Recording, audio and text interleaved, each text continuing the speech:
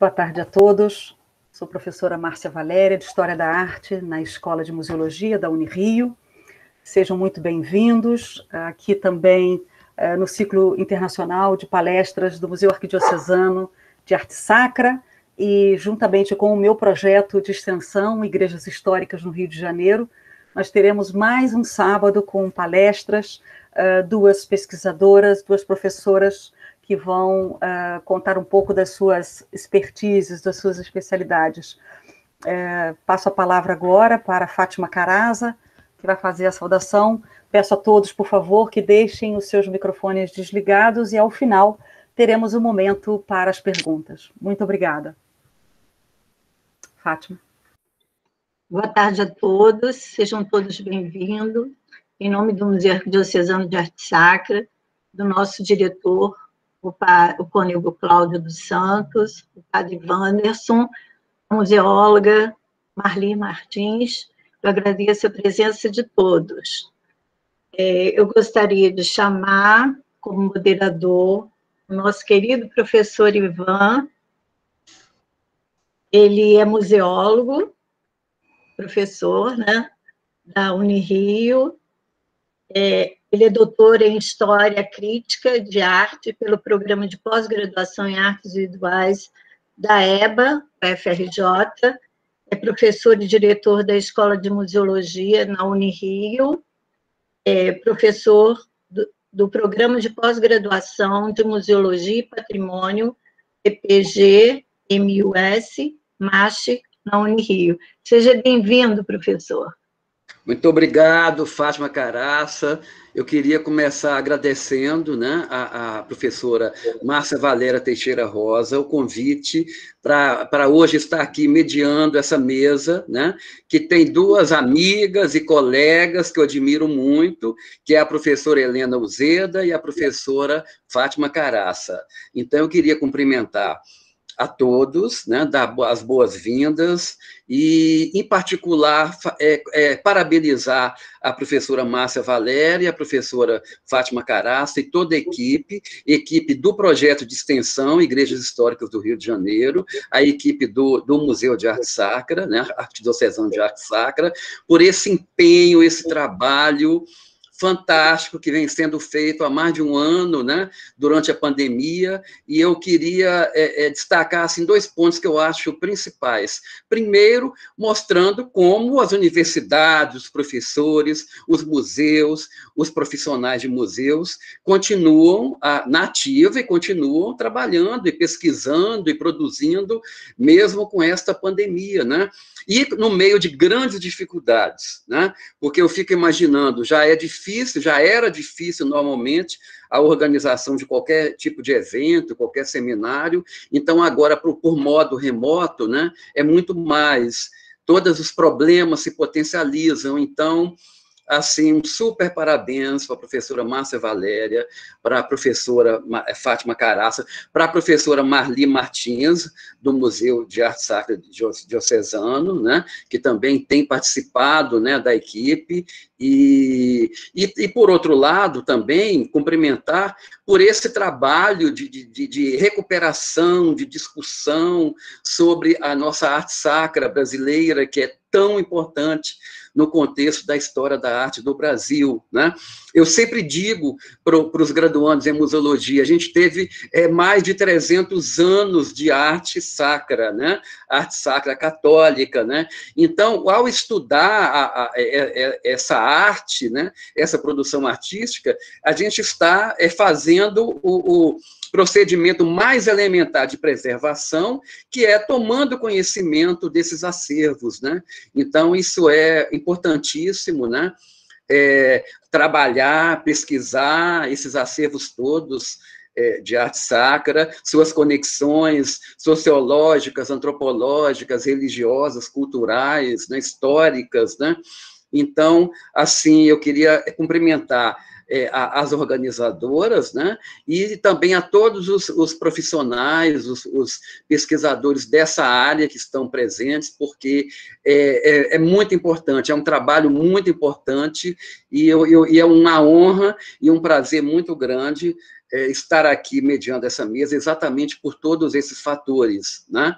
Arte sacra, acervos artísticos, museus de arte, história da arte, são temas que me tocam muito, né? Profundamente. Então, um abraço a todos professora Márcia Valéria, já posso anunciar a primeira palestrante? Bom, então, eu gostaria, então... Muito obrigado, Márcia. Eu gostaria de chamar, então, a professora Helena Cunha de Uzeda, né, que vai fazer a primeira palestra, né, que é exatamente a mesa, ela diz, o tema da mesa é dos altares à sacristia, orivesaria e vestes litúrgicas, né, que diz respeito às alfaias, né, as antigas alfaias, como se chamava, né, das igrejas, né, e que hoje está nos museus, está nos livros de história da arte, nas pesquisas. Bom, a professora Helena Cunha de Uzeda é museóloga, do Programa de Pós-Graduação em Museologia e Patrimônio da Unirio, convênio parceria Unirio-MAST, Museu de Ciências Afins, né? E ela tem mestrado em História e Crítica da Arte, doutorado em Artes Visuais, ambos pelo programa, nosso querido programa de pós-graduação em Artes Visuais, do PPGAF, da EBA-UFRJ. A professora Helena é professora associada do Departamento de Estudos e Processos Museológicos, da EPM, da Escola de Museologia, da Unirio, e coordenadora do Laboratório de Desenvolvimento de Exposições, LADEX, da Unirio. A professora Helena é uma das responsáveis pelas disciplinas ligadas à comunicação museológica, exposição, a realização de exposições curriculares, né?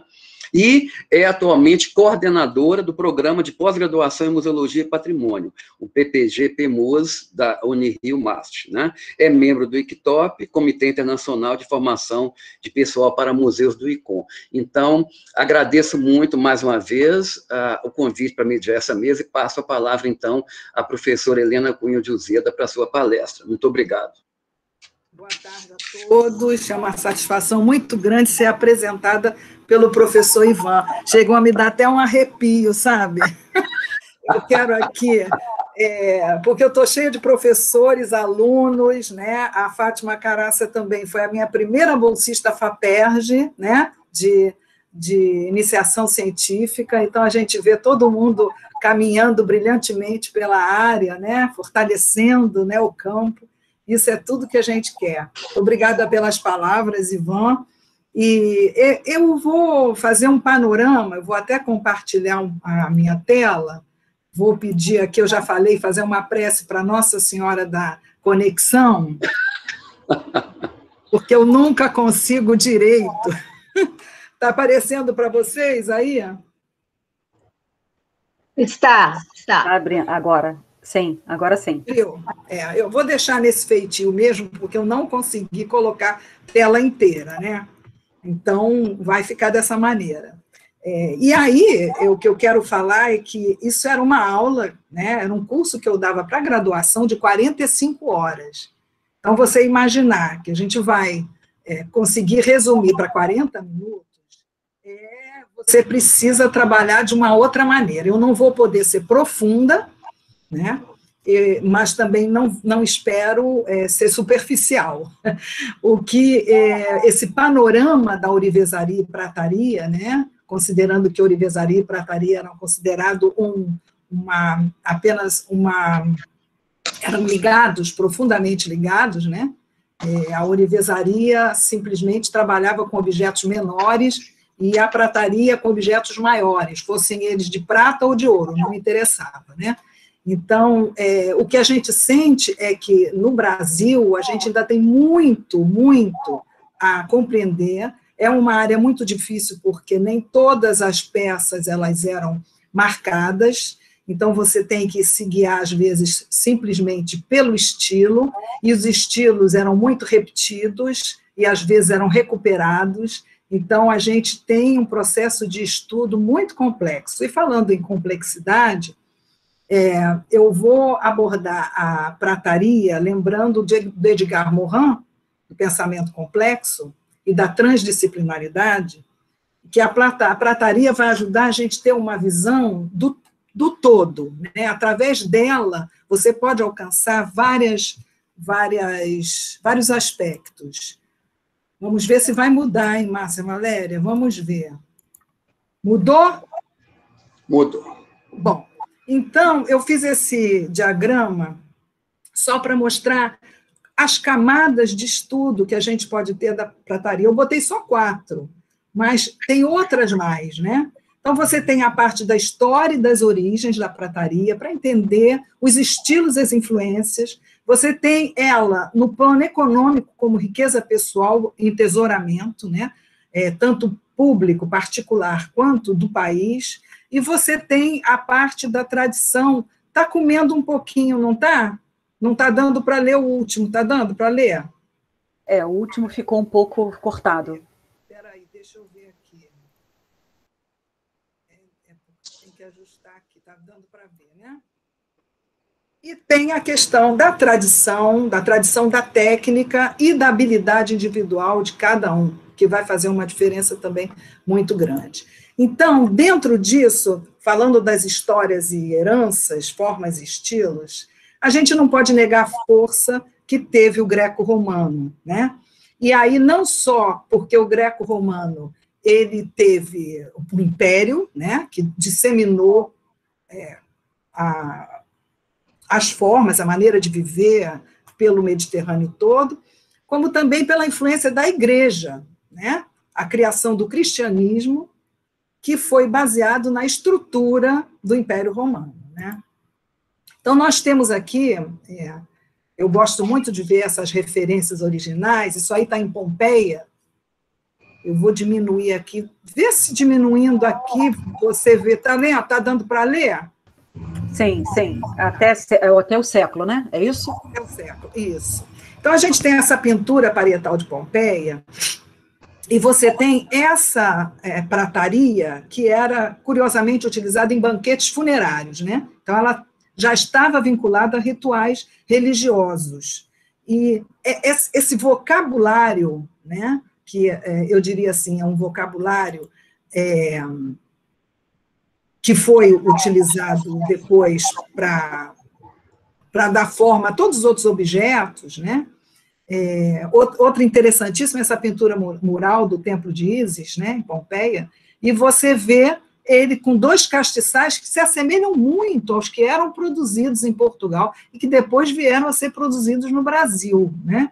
Então, acho sempre muito importante você fazer essa linha, né, que é uma linha estética, histórica, cultural, porque se a gente começar só no Rio de Janeiro, né, fica parecendo que é uma produção solta no espaço, né?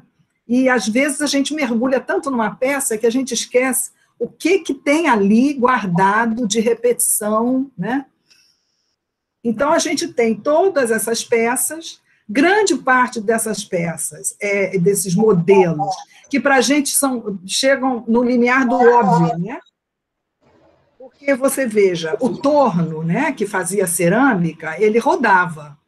Então, é natural que as peças fossem redondas, né? O vidro soprado, também por soprar, ele faz uma bola redonda. Agora, a prata, ela estava em outro patamar. Ela não precisaria ser arredondada, mas você vai ver que a prata vai copiar essas formas, né? Aqui a gente tem... isso você encontra muito na internet, eu estudo vários, né? Porque não são só esses. É um vocabulário de formas, com funções específicas, enormes.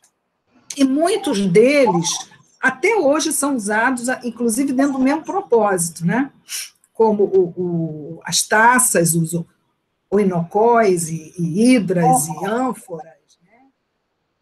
Então, o que a gente fala? E aí eu falo sempre do Mircea Eliade, né, que no Sagrado e o Profano, um dos livros dele, ele fala exatamente isso, que a era religiosa, ela não flui.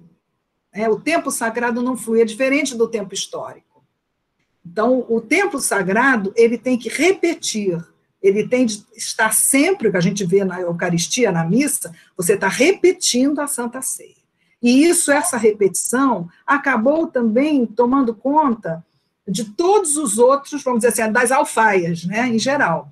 Eu botei aí porque isso é mostrando as roupas, né, do século, esse mosaico é do século VI, mas que são muito parecidas com as roupas do Império Romano e que são usadas até hoje nas missas pelos papas. Isso reafirma a visão do Mircea Eliade desse tempo que não flui. Por isso que os objetos que nós temos hoje, litúrgicos, eles ainda são, como a gente viu aqueles tocheiros lá de Pompeia, eles ainda têm a mesma forma. E não é a mesma forma prática, lógico, um castiçal tem que ter um orifício para colocar a vela. Não, você tem toda a parte de cima, da gola, do nó. É uma repetição que faz com que não haja uma mudança na parte mais importante do conteúdo, né?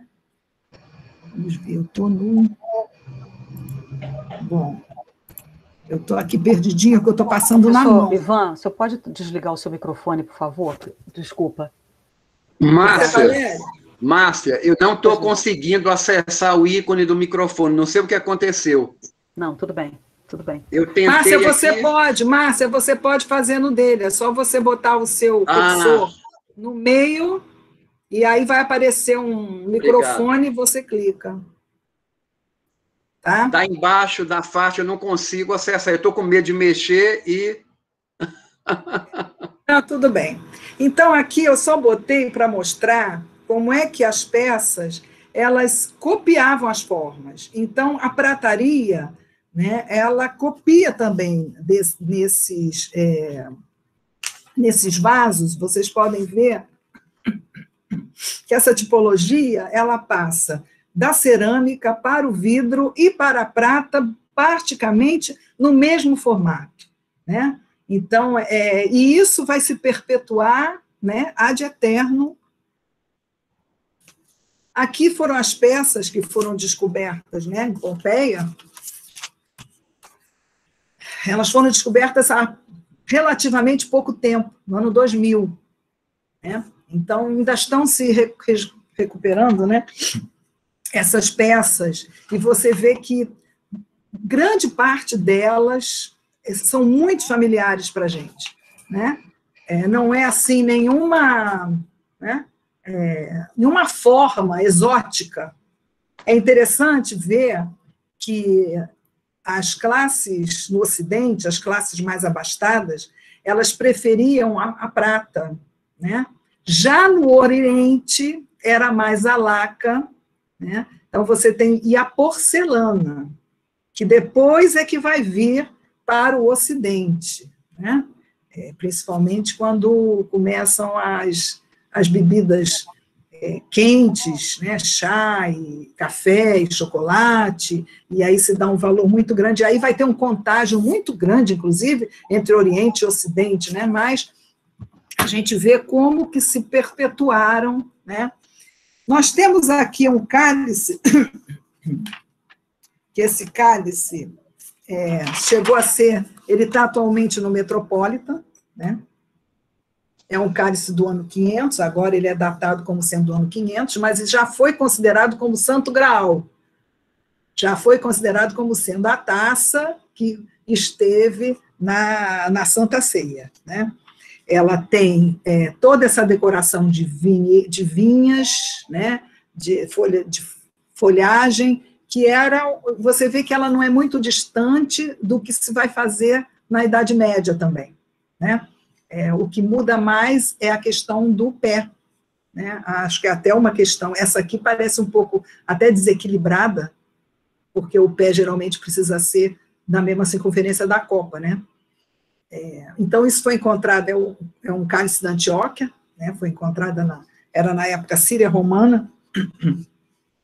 Então, nós vamos ter... Por que eu estou indo longe? Que eu estou tentando mostrar que tudo que a gente vai fazer aqui no Rio de Janeiro é de uma grande linhagem, né? Uma linhagem que vem lá do Império Romano, penetrando para a parte do cristianismo, da Igreja Católica. A Igreja Católica ela absorveu muito, e como tinha que ser, naturalmente, ela estava inserida naquela época, né? Esse aqui é o tesouro de Atarhut, da Síria também, que é uma ourivesaria e prataria bizantina, né? Então, a gente já vê ali a pomba, né? Você já tem uma série de... E continuam a ter o pezinho muito curtinho, né? São meio tortinhos, a gente vê por quê? Porque tanto o ouro quanto a prata, eles eram muito maleáveis, né? Então, não era fácil confeccionar esses objetos sem uma liga forte.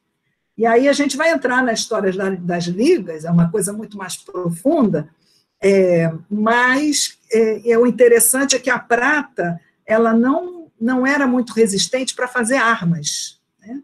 Então, com isso, a prata começou a ser utilizada, ela é mais rara do que o ouro na natureza, ela começou a ser utilizada muito mais para objetos, né? Então, aqui são os cálices litúrgicos, é só para dar uma panorama, não quer dizer que todos os cálices românicos sejam dessa maneira, nem que todos os góticos sejam dessa maneira, eu peguei porque é uma variedade incrível, mas tem algumas características que a gente começa a ver. Você vê que o do centro da Alemanha, a base dele já começa a ficar mais equilibrada, né? O nó começa a ter um destaque muito grande, esse da Hungria de 1460, o nó é uma parte muito importante, né? E a base começa a ficar lobular, né? Que é uma característica típica, como diria o meu professor Ivan, né? Dentro até da arquitetura, você tem aquelas janelas, né? Com lóbulos assim, né? De folha. Então, isso tudo vai passando para os objetos, porque é o gosto da época, né? Zeitgeist. A pessoa nem percebe, né, que ela está colocando em tudo em torno dela a mesma parte estética. Esse barroco espanhol, né, que a gente vê de 1700, o rococó, com aquela torção, né, o rococó tem para mim, são uma das peças, para meu gosto, assim, mais interessantes, né, e difíceis de executar. E o neoclássico, que vai dar uma simplicidade, tem o do Renascimento, mas não ia dar para a gente ficar aqui só falando de cálices, né? E uma vez eu li um texto, porque eu pesquiso muito esses aqui para mim, o ofício da prata. Espera aí que eu estou no Rio de Janeiro. Deixa eu tirar o meu fundo para vocês, porque esse fundo artificial não deixa, né, a gente mostrar. E do Francesc, e o do Bard, que é... Gente, ele desaparece, olha só, nesse fundo.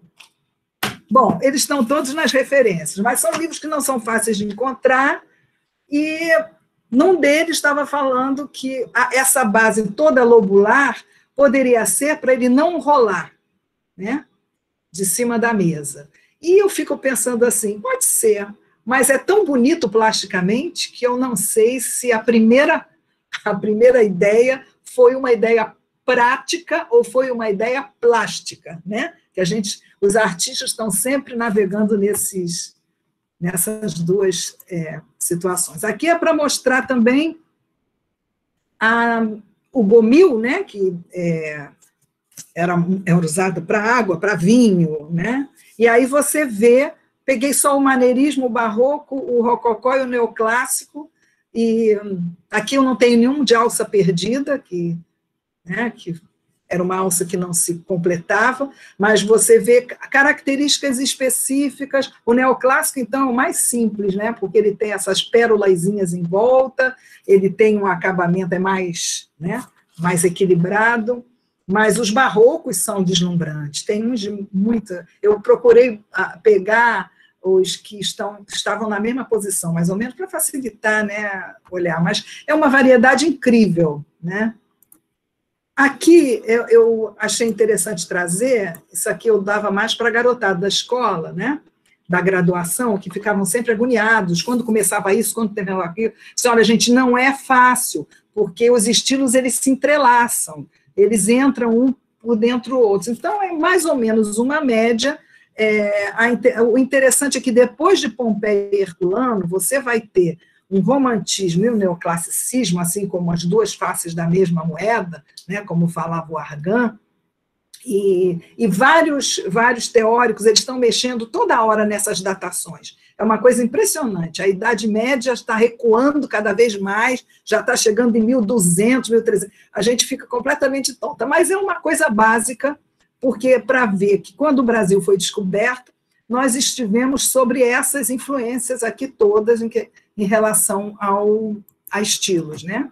E para lembrar, né, a Catarina Álvares Caramuru, considerada o primeiro casal, né, brasileiro, e ela deu, isso está nos arquivos, as referências todas, se eu fosse botar, ia ficar uma tese, né? Então, mas o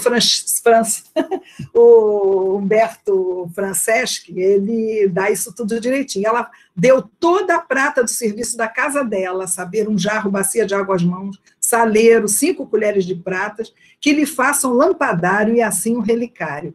Isso indica que já havia fundição na Bahia, né? Porque quem é que ia fazer, quem é que ia desmanchar isso tudo e fazer o relicário? Nós estamos falando de 1586, então coloca assim, os prateiros como oficiais, né, que eles eram oficiais de prateiros, mas como profissionais indispensáveis, né, tanto na sociedade, pela questão social, de você ver quantos objetos de prata ela tinha em casa, e ao mesmo tempo isso era derretido e transformado em outros objetos, e às vezes derretido para transformar moedas, e às vezes as moedas eram derretidas para transformar objetos. Então, esse desmancha, derrete e molda, era uma constante em Portugal e no Brasil. Então, para a gente entender, é uma coisa que a gente fala muito, porque no Brasil, o Brasil nesse período não era Brasil. Esse Brasil nesse período era uma extensão de Portugal. As pessoas falavam português com sotaque, porque eram portugueses, e os filhos eram portugueses, e tudo foi transplantado, os gostos, os hábitos. Então, quando você começa a ver a questão da brasilidade, aí é um pouco mais à frente. Por enquanto, o que você tem são peças vindas de Portugal para ocupar as igrejas, né? E as próprias famílias mais abastadas, e tudo isso vai influenciar muito. A gente vê que já há durante a União Ibérica, houve um contato muito grande entre o estilo herreriano, né, que é o estilo de Filipe II, que trabalha com uma decoração menor, mais, né, com uma influência mais, com os arabescos maiores e tudo, mas fundamentalmente o que chegava aqui era de Portugal. Então, a gente tem aqui, eu peguei esse barroco, rococó e neoclássico, que foram os estilos que mais, né, circularam por aqui. E é muito interessante analisar cada estilo, mas aí não vai dar tempo, né, isso aí é só para... E a técnica, né, não vai dar tempo de falar de técnica, a gente tem o relevo repoussé, né, que a gente aqui no Brasil chama de prata repuxada, um encavo, incrustação, granulação, que na ourivesaria eram gotinhas de ouro, uma coisa muito delicada, o nigelo, que escurecia os sulcos para você ver as paisagens que eram, né, encavadas, o esmalte cloisonné, né, que construía cloison, que são pequenos. Aqui estou me lembrando da professora Helena Pavão, também queria deixar uma homenagem a ela, né, a toda a delicadeza e paixão que ela tinha, né, de falar de arte sacra, toda essa parte. O champlevé, o douramento, a filigrana, quer dizer, você tem uma variedade enorme, né, de técnicas complexas. Inclusive o vermelho, eu trouxe isso aqui, porque isso ainda não é Rio de Janeiro, isso foi importado, né?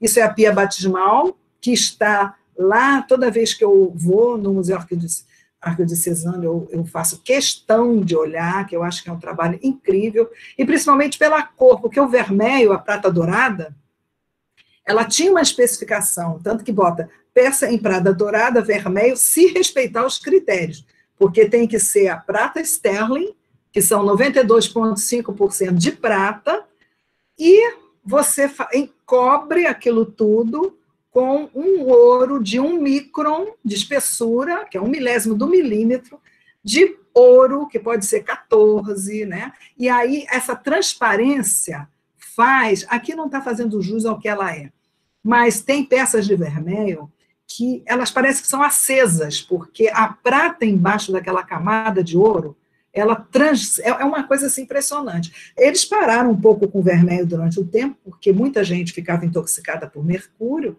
mas agora eles têm outros modos de trabalhar e já estão fazendo o vermelho de novo, né? Agora eu quero passar um vídeo, por isso eu vou ter que... porque ele não vai passar direto daqui, eu incluí no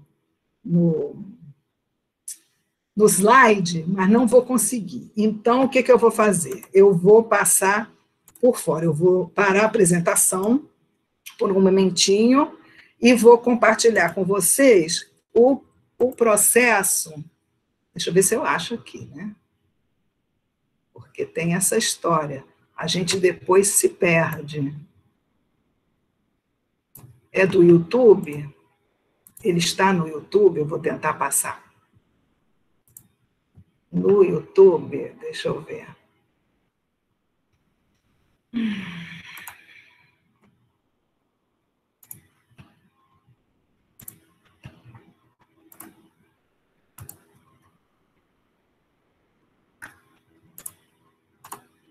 Tem uma guia.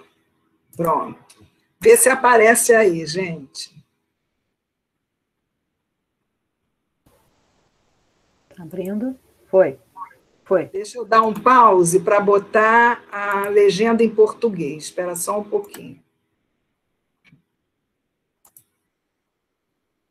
Acho que agora vai. Silversmithing. One of Vocês a estão pair. vendo? It was created in the Sim, 1st century sim. AD and dedicated to Mercury at a sanctuary in northern France. Eles vão mostrar como é que isso era feito, né? Então é melhor ver a técnica, Ancient craftsmen né, employed do a que a variety gente of explicar. sophisticated techniques to produce the multiple components of the cup, with its smooth inner liner, ornate outer shell, and cast handles and foot. Many of these techniques are still used by silversmiths today. The smooth inner liner was formed from a flat disc of silver. The silversmith began by hammering the center of the disc to create a rounded bottom. Then, rotating the disc over an anvil or wooden form, he hammered outward from the center to raise the sides. Repeated hammering hardened the silver, making it brittle and difficult to work. To make it more pliable, the silver was heated and then submerged in water to cool. This process, called annealing, was repeated periodically as the silversmith raised the liner. Once the liner reached its full height, it was turned on a wheel to smooth the surface and refine the shape. The rim was rolled outward to facilitate later assembly. X-rays of this cup reveal that an inscription was punched into the bottom of the liner, recording its weight. Never intended to be seen outside the workshop, this inscription indicates careful control of the valuable silver. The ornate outer shell was also raised from a disc of silver, but was made slightly larger and with a flatter bottom than the inner liner. The complex scenes on the outer shell probably began as a drawing and a full-scale model in wax, clay, or plaster. The silversmith fashioned the three-dimensional decoration by first working from inside, raising and shaping the general forms of the figures with a rounded tool. This process is called repousser, French for pushed out. To define the figures more clearly, the silversmith then worked from the outside of the shell. By working back and forth between the interior and the exterior, the craftsman raised the scenes in relief and added details.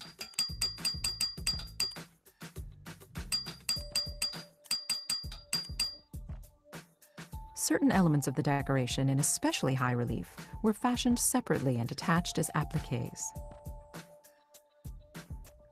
The handles and foot were also created separately, perhaps by other craftsmen in the workshop. Each handle was assembled from 3 parts cast individually using the indirect lost wax process, which allowed multiple components to be made from a single prototype.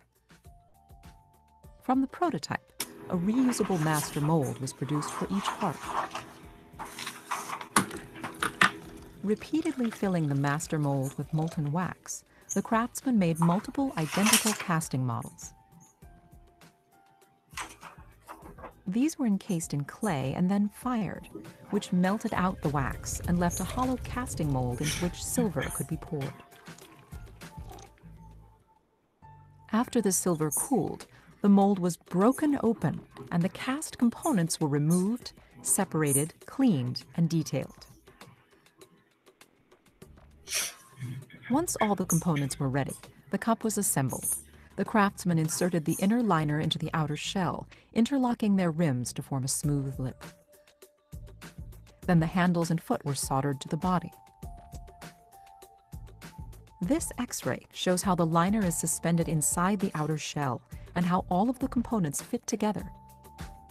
Finally, a mixture of powdered gold and liquid mercury, called amalgam, was selectively applied to the silver decoration. Heated, the mercury evaporated, leaving a thin coat of gold over the silver, accentuating elements of the design. The gilt cup was then burnished to a brilliant shine.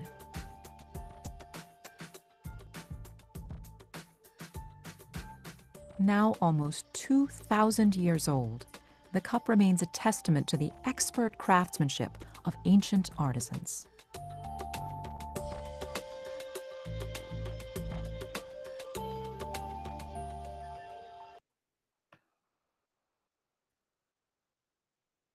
Pronto. Agora vamos voltar à janela antiga.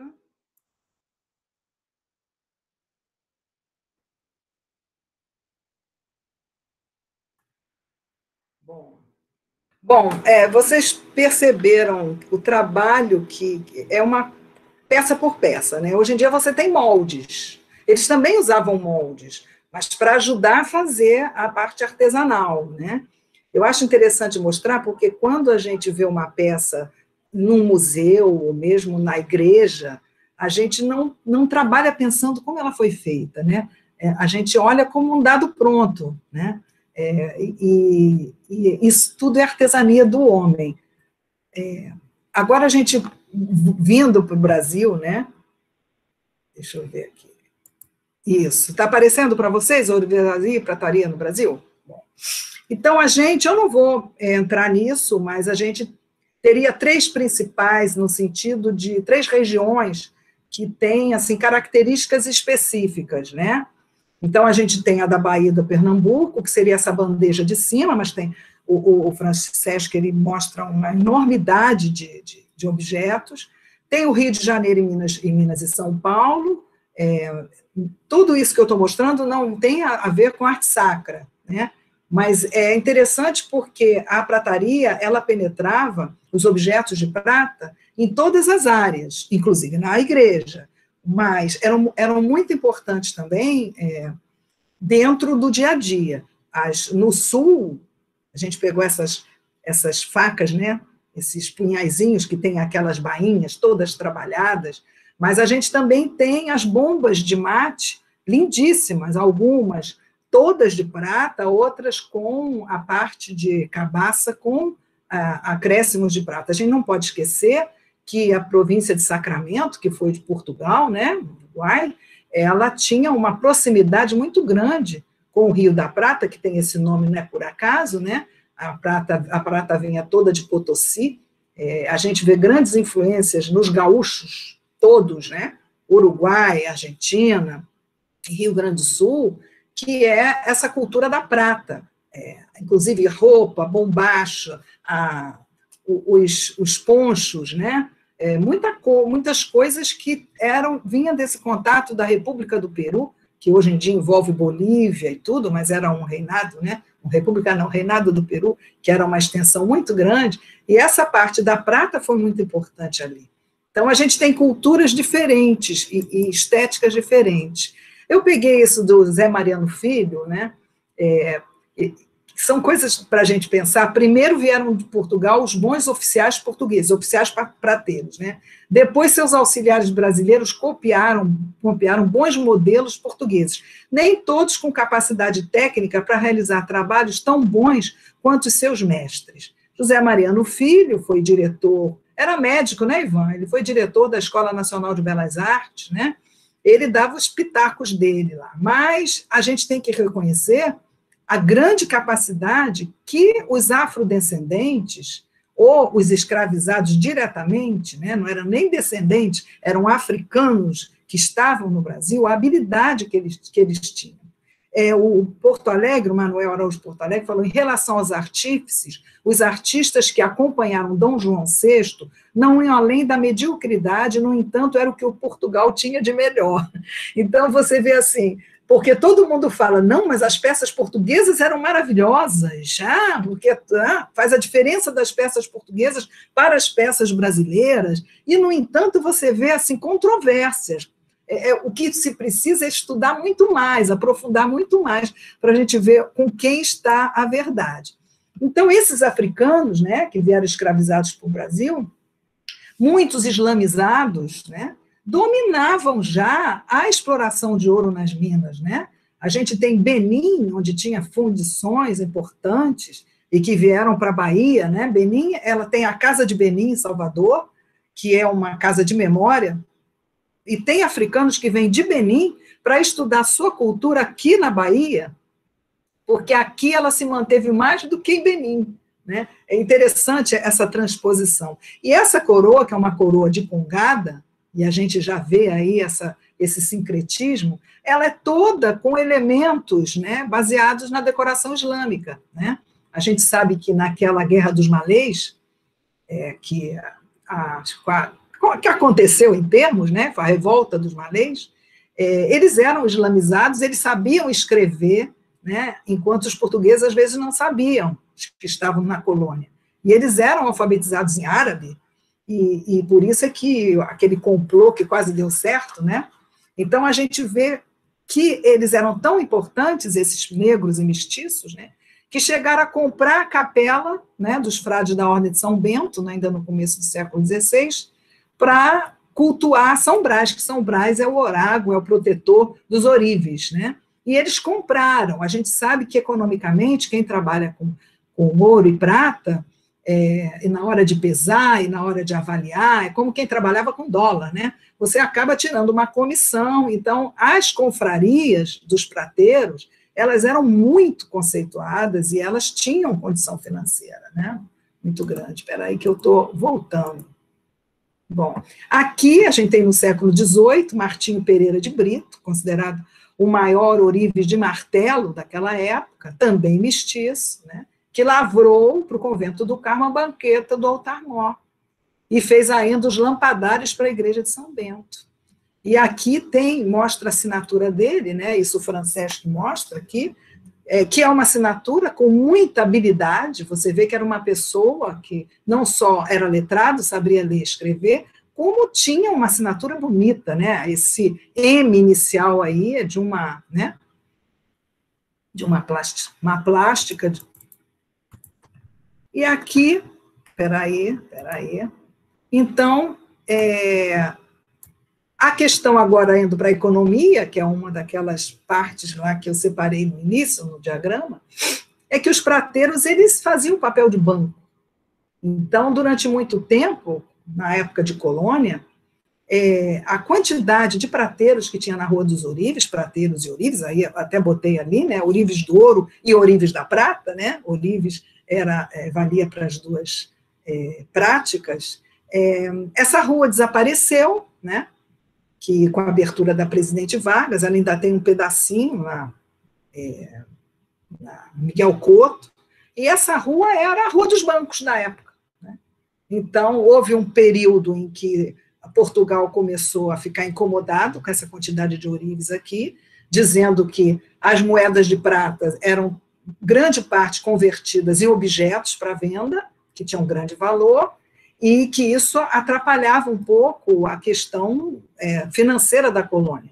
E eles tentaram impedir, em 1770, esqueci agora a data certinha, mas, na realidade, sempre se fez vista grossa. Eles chegaram a pegar todas as ferramentas dos ourives, né, criaram aquele problema todo, mas os vice-reis fizeram vista grossa porque eles precisavam, né? Era ali que as grandes transações se faziam. Então, você tinha entesouramentos em casa, né? Não existia outra maneira de você guardar o dinheiro. Espera aí, que eu fui lá para trás. Peraí. Ah, está aqui. Então, dentro desse entesouramento, você pegava a prata de lei e você transformava em objetos pesados, é como se você tivesse o seu cofre, né? E objetos que estivessem sempre no olhar, nada guardado que pudesse sumir e você só perceber daqui a algum tempo. Então, eram pinicos, travessas, coisas pesadas. Aqui a gente tem, no inventário de Dom Pedro I, né, se sabe que ele deixou, acho que para mais de 20 pinicos com tampa, que valiam uma fortuna, né? Então, esse aí é a marca do Frederico na Rua dos Ourives 125, é interessante que tem esses objetos, quem fez, né? Então, você tem, no século XVIII, 1000 ourives ativos, né? Ali na Rua dos Ourives, uma quantidade enorme. E depois o Conde do Resende fez uma lista de mais de 1.500 oficiais ourives. Né? Então, esses ourives cariocas, eles não colocavam marcas, os contrastes, né? A gente tem essa parte do contraste, que era uma certificação de que aquela prata era uma prata de lei, né? Que teria que ter uma quantidade de liga inferior, não podia ter muita liga, né? A prata 9, a prata 10, a prata 11, né? Que se trabalhava, eles usavam uma outra medida ainda, de 12, né? Não era decimal ainda. Então, e aí o Francesco, ele fala, não é possível estabelecer normas rígidas para a prataria produzida no Brasil, contrastaria não houve, controle muito menos. Quando uma peça de prata de boa qualidade não apresentar marcação e contraste, podemos concluir com alguma margem de acerto que ela foi produzida no Rio de Janeiro. Então, a gente tem é assim que a gente tem que ficar estudando, né? Porque você não tem o registro certo. Então, a gente tem essa coroa e o cetro aqui, né? De Pedro I, que foi cinzelado por Manuel Inácio de Loyola, que era estabelecido na Rua dos Ourives, número 12, né? Tiraram os 217 brilhantes para compor a outra.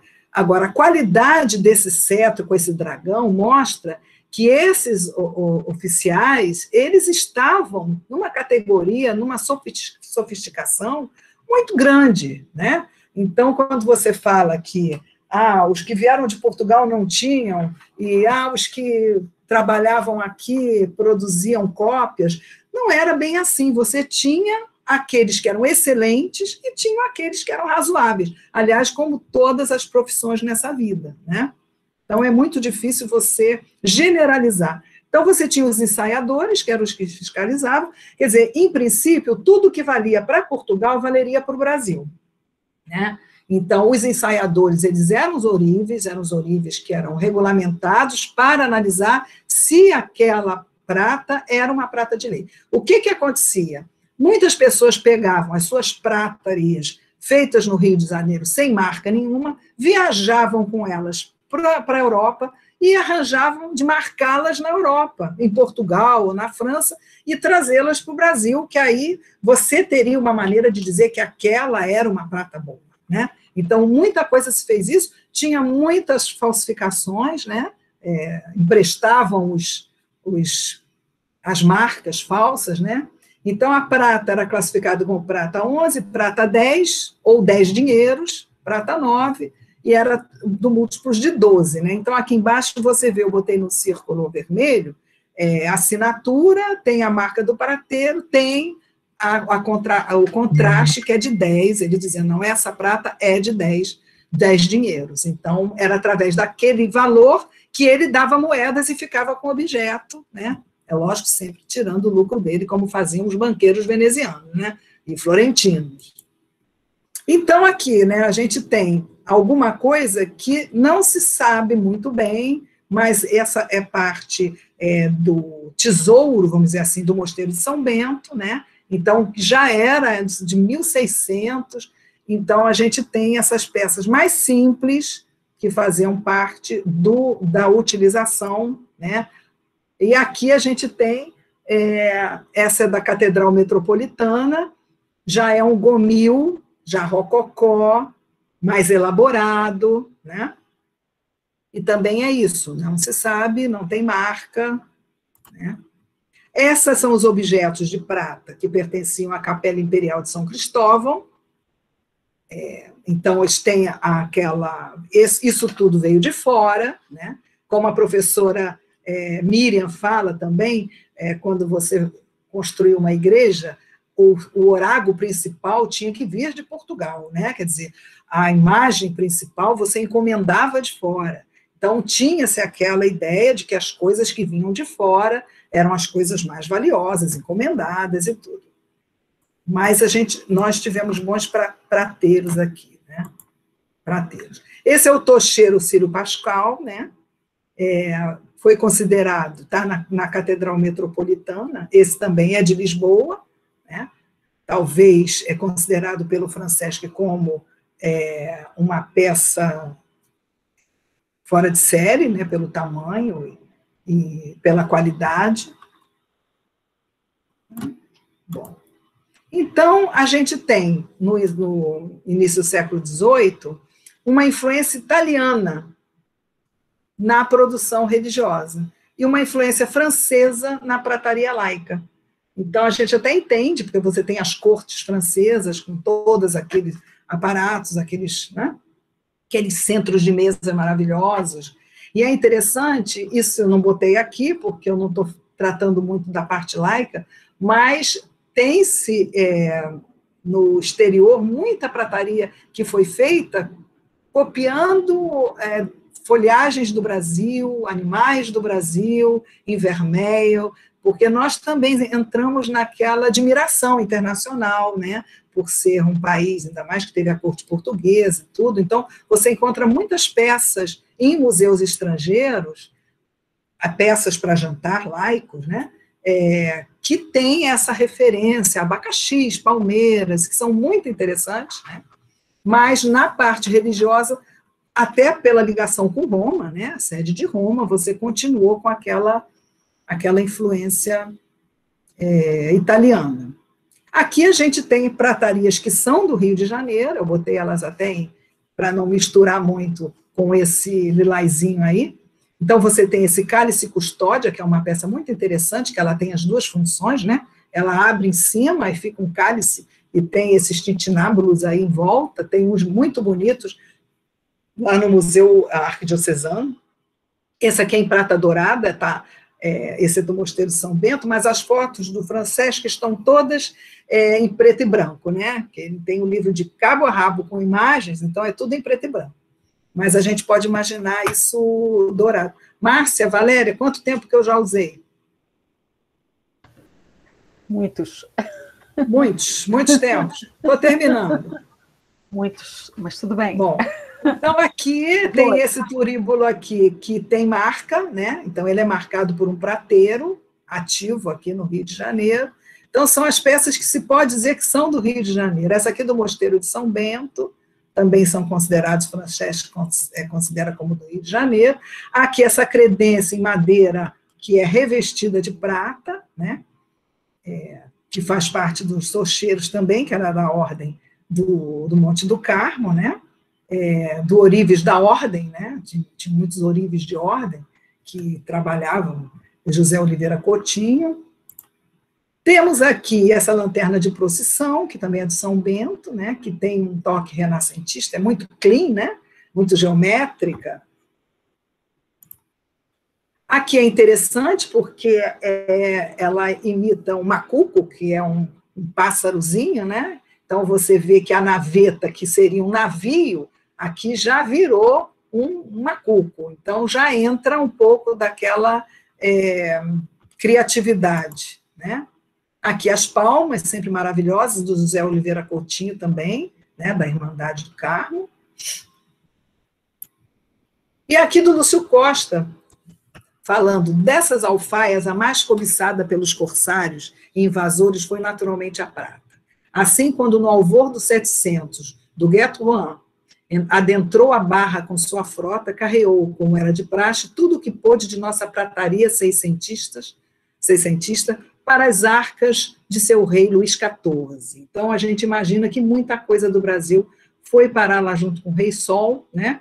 e a gente talvez tenha pouca prata desse período por causa desse episódio.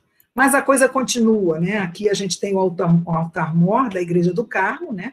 Que é considerado um conjunto muito harmonioso, a banqueta, que foi cinzelada por José de Oliveira Sobrinho, foi roubada em 1854 e destruída em 1987, e a gente sabe que essa prataria religiosa é uma das peças mais cobiçadas e que tem mais entrada no contrabando no mercado negro. Então, a gente estudar e tentar valorizar como patrimônio é o primeiro passo para que não continuem desaparecendo, porque elas continuam desaparecendo, né? Então, isso aí, eu fiz isso para passar, sabe, subir direitinho, só que como eu não consegui colocar em tela inteira, só vai um pedaço, mas depois, se vocês quiserem, eu envio essa referência, tem várias referências, é muito interessante, mas tem parece que deu uma parada, né, Ivan, na pesquisa da prataria, a gente tem pessoas assim que trabalhavam muito, mas 1988, 1990, e de repente você não vê mais muito estudo nessa parte. Então é isso, muito obrigada, eu quero agradecer a todos pela paciência e dizer que tem que ser uma coisa muito mais profunda, mas em 40 minutos, né, Márcia Valéria? Não dá, porque é um universo muito grande. Bom, professora Helena, parabéns, né, por essa palestra, aprendemos muito, e, na verdade, foi uma façanha, porque esse panorama, realmente, você conseguiu, né, abordar várias frentes, fazer vários recortes, né, que a pesquisa abre, né, no campo da prataria, né? E eu me lembrei muito também da professora Helena Pavão, com quem eu fiz ourivesaria, arte sacra, e quando você estava passando aquele vídeo fantástico, e eu me lembrando da Helena mostrando os slides, mostrando as pranchas, né? A dificuldade que o professor tinha algumas décadas atrás para poder passar, né, essas informações, né? E, então, fica aqui nosso pleito, né, de homenagem à professora Helena Pavão, né? Mas, Helena, eu queria dizer que achei assim, fantástico como você conseguiu sintetizar e abordar todos esses recortes, né? A questão histórica, a técnica, o material, os estilos, as questões econômicas, né? A legislação que regia a produção da prata, né? E eu queria só lembrar aqui, né? A Helenita nos ouvindo, e lembra que eu falava sempre que a gente precisa, né? Por que estudar Grécia, Roma, Egito? Por que estudar isso? Porque são as matrizes, né? Então, quando você mostrou aquelas pinturas romanas, greco-romanas, né? Com aquelas formas que, como você mesma disse, tem tudo a ver com os nossos castiçais daqui, né? Então, a gente vê a importância do pesquisador, do profissional de museus, do museólogo que está ali identificando, catalogando, como ele precisa ter esse conhecimento pretérito para poder identificar, para poder classificar a peça, né?